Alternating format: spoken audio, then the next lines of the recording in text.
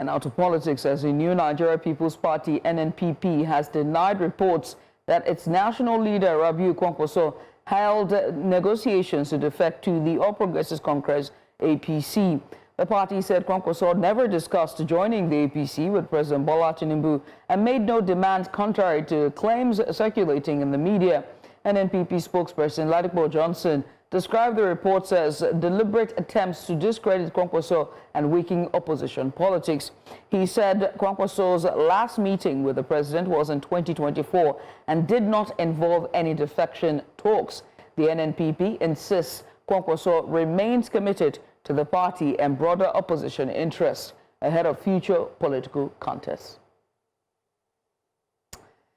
Joining us is the former spokesperson for the NNPP campaign committee and chairman of the League of Patriotic Lawyers, and that's Abubaka Yesufu, who joins us now for a conversation on this story. It's good to have you, Mr. Yesufu, on the news, and good evening to you.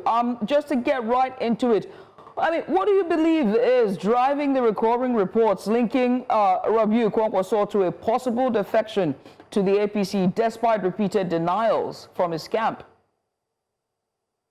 Yeah, well, you see, only recently we came by way of a lambast or lampoon on the central government and the allied parties that our party is not for sale. I'm sure this one has asked them to engage in this type of unnecessary tariffs against the head of NNPP. Nothing has been like that. There's nothing like that. As a matter of fact, our engagement with all the political parties has been a continuous thing. So we believe that this idea of liberating the entire country is not a one-man job. You know, because you discover that Nigeria, you know, is a country in crisis, the continent in turmoil, and even a globe in peril. So the job to liberate the country involves engaging them continuously. But this idea of saying we wanted to defect and all that is nothing but a sublime piece of mysticism, and I sound nothing. There's nothing my leader, Dr. Musa Rabiu Kwankwaso, would do that he does not really discuss with the Kwankwasia members of Kwankwasia Brotherhood. We know that this issue of stigmatizing the leader will be a continuous thing. But like you know, when the evil plotter beats the drums for the downfall of the innocent, I assure you that the drums will not let that drum sound. So we keep on engaging the people because the people is our constituency.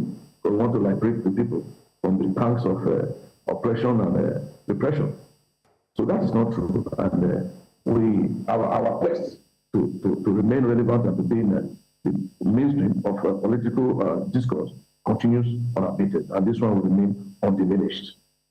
Let me just quickly come in here and ask you, right? The current spokesperson said that, and that's Ladipo Johnson, he said that Mr. Kwankwaso has met with the president, and the last engagement they had was far back 2 years ago, 2024. And one has to ask, you know, I mean, what do you think would have been the nature of this engagement? Just to clarify past engagements with the president, and why do we keep, I mean, because it says the media, keep misinterpreting it as a defection talks? No, Ladipo Johnson is very correct. The last time we had a serious engagement with the president was in 2024. It was very based on how to liberate the country from the pangs of the oppression and repression. That has always been our motto. Even though the meeting was short and all that. Since 2024, like Ladipo rightly observed, we've not had any meaningful discussion with the president.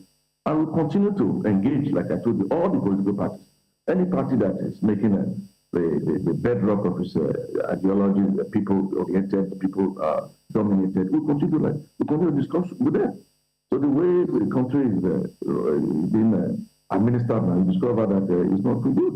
And what is imminent is this PhD, poverty, hunger, and disease. So our motto is actually to liberate the people from PhD, poverty, hunger, and disease, and not more pretensions. So I do have to ask here, right, because you talked about, engaging all stakeholders. And one of the key stakeholders was Kwankwaso, the Kwankwaso youth movement that we had. And I know that earlier, I think about 2 weeks ago, when we saw the defection of the Governor Yesufu, to the APC, the Kwankwaso said they would move with him if he met some of their demands. And so when you're saying that, you are in talks with your supporters and coalitions and sort of reassuring them, what does that look like for the NNPP when it's losing its ranks, especially in a stronghold like Kano, which is very instrumental to numbers as regarding the general elections? The governor that defected is not synonymous with Kwankwaso brotherhood. It's just one and only one. You will realize that there was even INEC's latest enumeration. We have about 8 million voters in Kano State. So if you decide to defect, we have seen it as a betrayal, so to say. And then we'll continue to discuss it to hold him as a betrayal. And the leader has made it known that anybody that betrayed the movement will suffer some consequences. So it's not, that has not done with the blessing of the movement. So the governor defected on his own volition. No, I mean, the governor, one of the reasons the governor cited for defecting was that, a mode of access to federal and also a sort of connecting the state to the federal. So one has to ask you about the future of NNPP. If one of the flag bearers and one of your biggest camps is moving, I think in Kano State, the leader of the party is Dr. Rabiu Kwankwaso.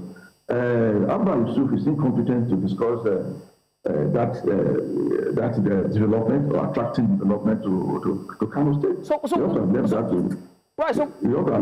Dr. Rabiu Kwankwaso and not himself. Right. So what then is now the future of NNPP? Because, I mean, when we look at the PDP, it has leadership issues. When you look at Labour Party, it also has a leadership issue. ADC is still trying to form somewhat of a superpower or a coalition, so to speak. And then there's NNPP. So we remain very strong. We remain very undiminished in our motto. Indeed, we are throwing Kwankwaso's cap into the ring. If he wins, he will be the statesman that he has always been. If he does not win, he will be the sportsman that he has always tried to be.